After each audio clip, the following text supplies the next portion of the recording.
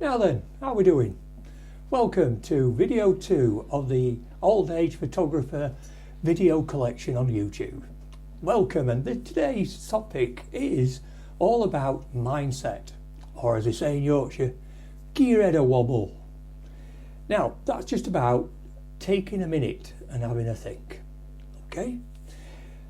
Firstly, before we make a start into mindset and what it all means, I promised in my last video that I would have a look at a myth. So today's myth is mature photographers do not take good pictures.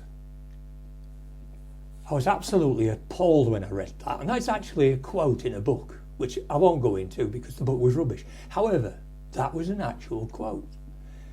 It's not true. I'm sure people like Clive Booth and others would really have a real go at somebody who wrote that. We have life experience.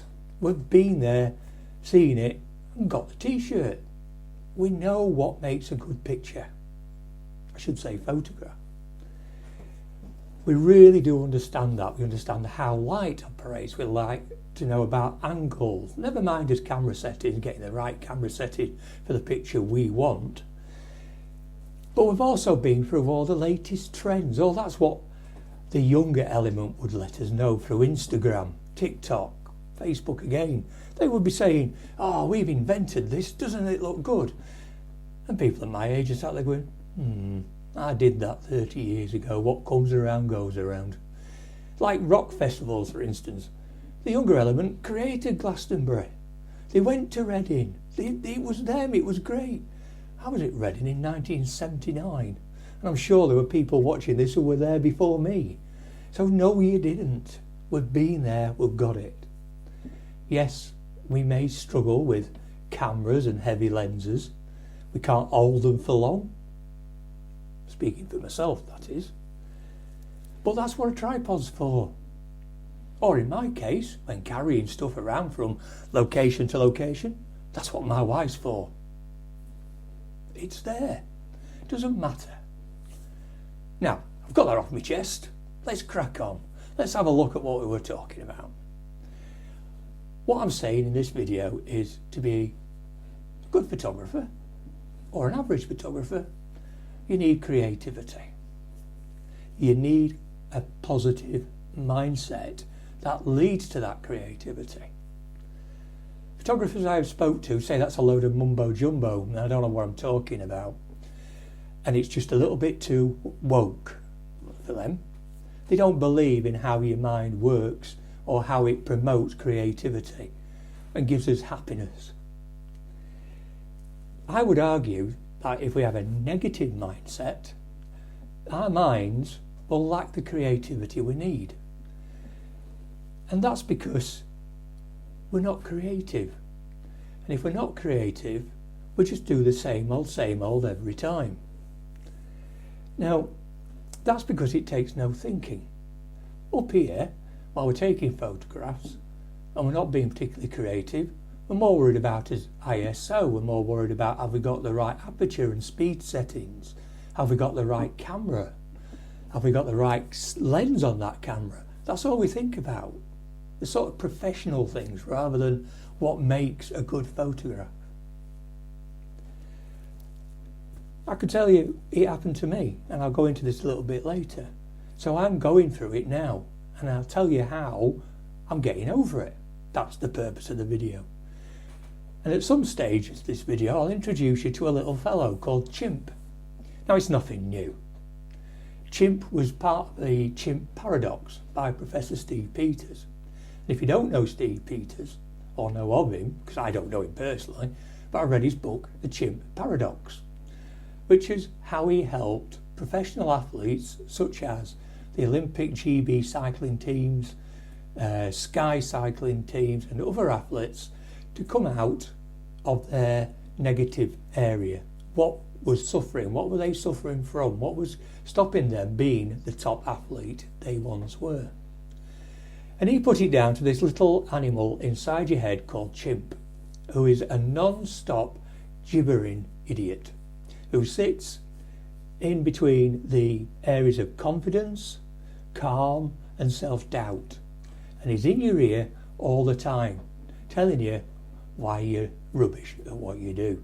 And that in time just gets fixed in the other side of your brain. The brain starts to believe what the monkey's saying. So we need to get out of that. When a negative mindset really sets in and the chimp's talking to it, the other side of your brain, you'll start to begin to think of any excuse not to go out with your camera. The lighting's not good, it looks like rain, it's a bit cold. You've hit that wall. And you may have heard that term from marathon runners or people who are training for a marathon, that in around 20 to 22 miles they hit a wall. They can't go around it, they can't go over it, but they've got to get through it to complete the marathon, which is why you trained. Your body aches, it kills, but that's only your body, it's not physical there. It's all going up to your brain.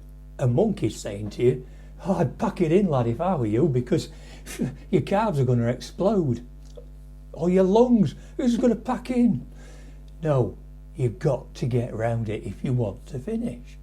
You've got to get round it if you want to get a good photograph. You start to doubt your ability to create a good photograph. I was the same, comfortable with taking animal shots at a local wildlife park. Nothing changed.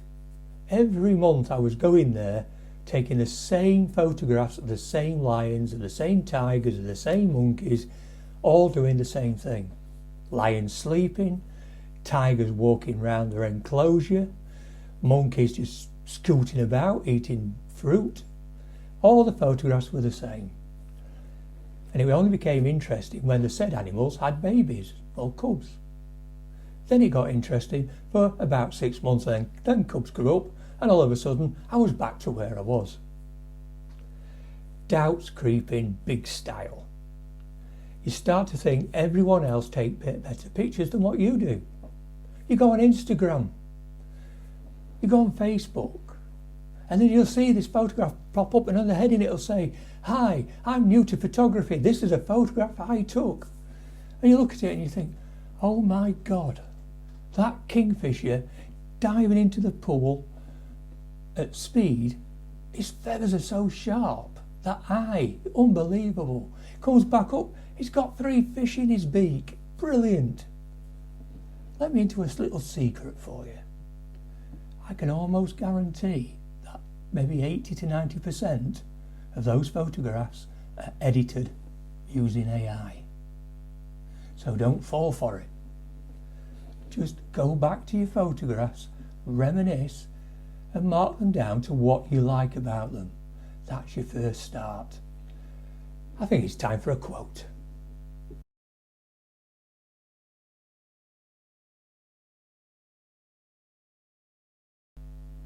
Now then, let's have a look at that quote.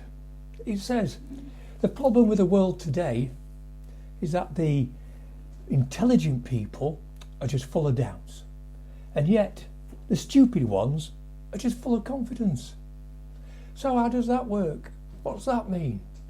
Well, what it means is, in some respects, is the daft ones, the ones with, shall we say, lesser experience, lesser intelligence, if you like, well, they don't really keep quiet. They talk loudly. They put it out there on Facebook. If you look some of the TikTok things, you just look at them people and go, what on earth are you talking about? Why are you dancing in a room like that? Well, that's because they're very confident people these days.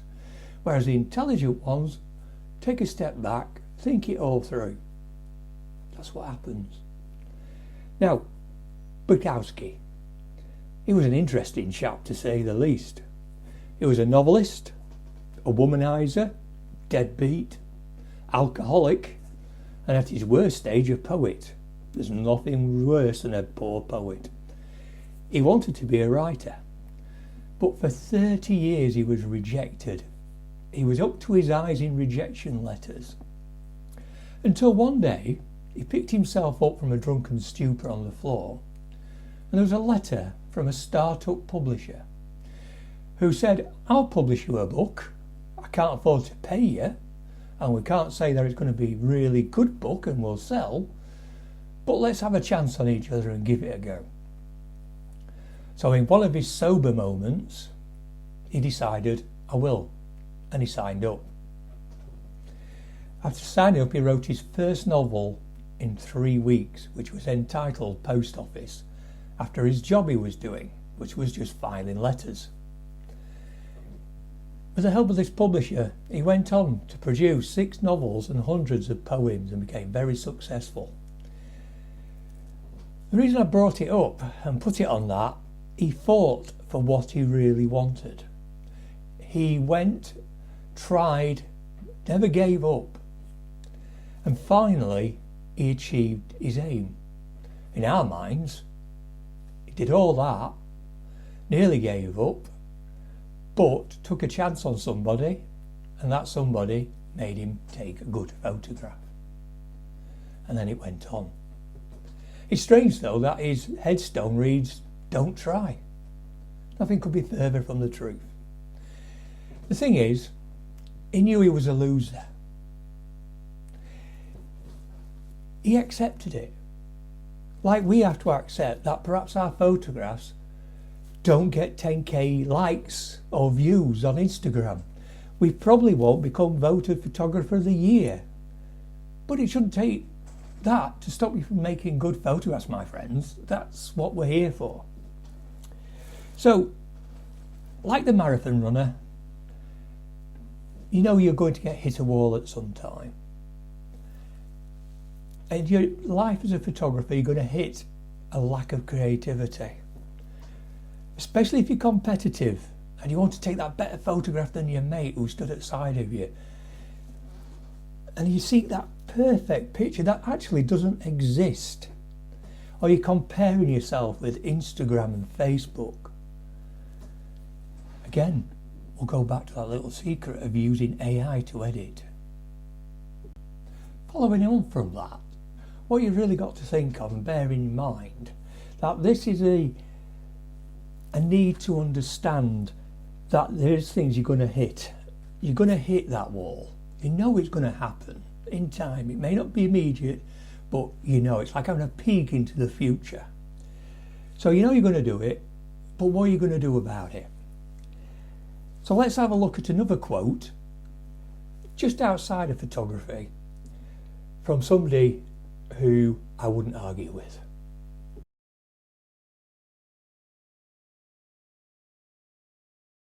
So, Mac Raven, he was an admiral in the US Navy and a Navy SEAL. That's why I'm not going to argue with him.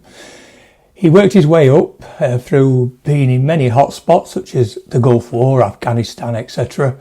And he really became a big cheese in both the military and political spheres. Now, what he did when he retired, he went round many colleges and universities across America giving motivational speeches to students. And what he was saying by, if you want to change the world, start by making your bed, was sometimes simple acts can spur you on. So we'll go on and achieve better things in the day. And that was really what I'm saying to you here. Get out the door with your camera is a simple task. But once you're out there, you can start changing the world by your photography. Well, that might be a little bit far stretched, but that's what we're meaning here. And at the end of the day, if you've had a crap day, at least you're coming home to a nice made bed. And that's got to be a bonus, surely. So, my other passion, which I hope will help, is cycling. And we'll come back to this later on. So as an analogy to photography, you can use cycling or any form of fitness to see where you can go. Now, why are we saying that? Well, both cycling and photography are goal focused. You're aiming to do something. Both need knowledge to do it well or to improve. After all, you don't start cycling from 0 to 40 miles on one single trip. You practice and you get better, you get fitter. You need to improve, But the main thing is as well, which is not necessarily a good thing, both have multi-million-pound industries behind them, which will try to sell you nice new kit and peddle a lot of bull about what you actually need. And we'll come on to that in the next episode. The main thing is, you've got to remember, to improve your mindset, there's only one person who can do this, and that's you. So get out there, take photographs of everything. Well, not quite everything. You don't want to be taking photographs of your next door neighbour's dog having a dump on your lawn, unless it's for court purposes. But get out there. It doesn't matter if the photographs are rubbish. If you're using a digital camera, you've got a disc in there. It doesn't matter, does it? You can just rewipe and do again. So just get out there and practice, practice, practice. So I'm going to leave you with yet another quote. And this is it.